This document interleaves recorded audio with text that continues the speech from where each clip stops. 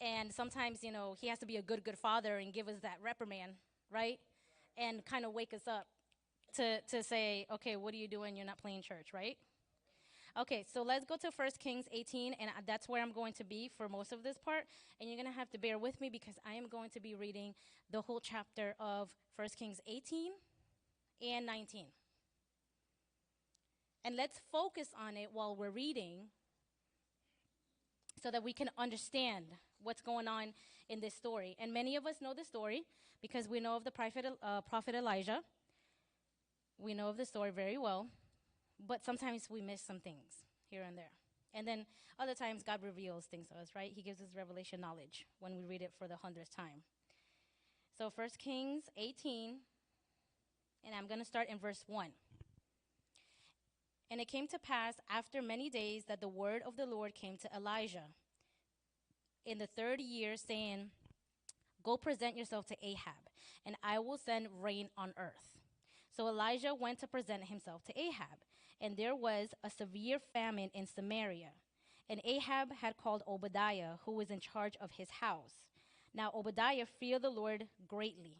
For so it was, while Jezebel massacred the prophets of the Lord, that Obadiah had taken 100 prophets and hidden them, 50 to a cave, and had fed them with bread and water. Verse 5, And Ahab had said to Obadiah, Go into the land to all the springs of water and to all the brooks. Perhaps we may find grass to keep the horses and mules alive, so that we will not have to kill any livestock. So there was a famine, okay? There wasn't water, food, nothing like that.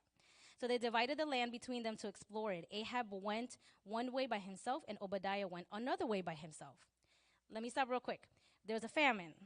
And here we are, Ahab saying, go find something. Yet it said in parentheses that Obadiah had hidden prophets and given them water and bread to eat. I don't know if you catch that.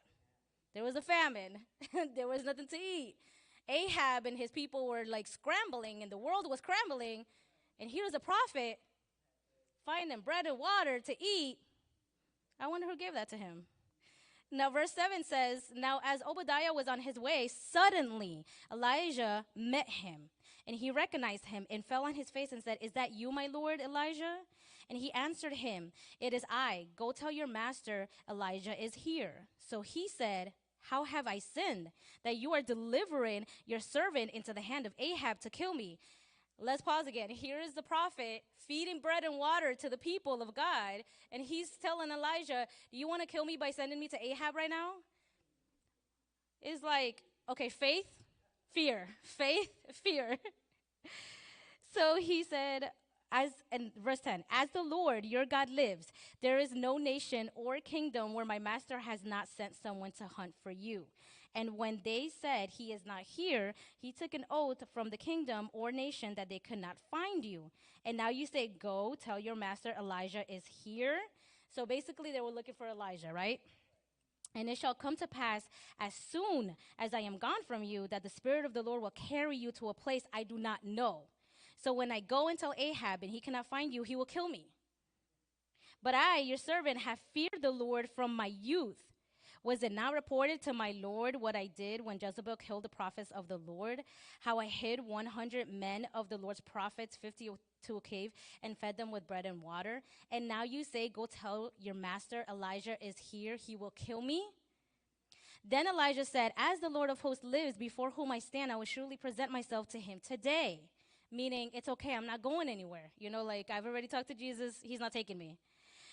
So Obadiah went to meet Ahab and told him, and Ahab went to meet Elijah. Let's pause right there. So Obadiah went to meet Ahab. Obadiah was afraid. He needed reassurance. Elijah gave that to him. That is a leader. A leader gives you reassurance. And as soon as he got that reassurance, he said, okay, I'm going to go. That's what's wrong with some people today. They don't do that. When the leader tells you to go, and when he reassures you, you stay put. That's not what Obadiah did. Let's take the example from Obadiah. Then it happened, verse 17, when Ahab saw Elijah, that Ahab said to him,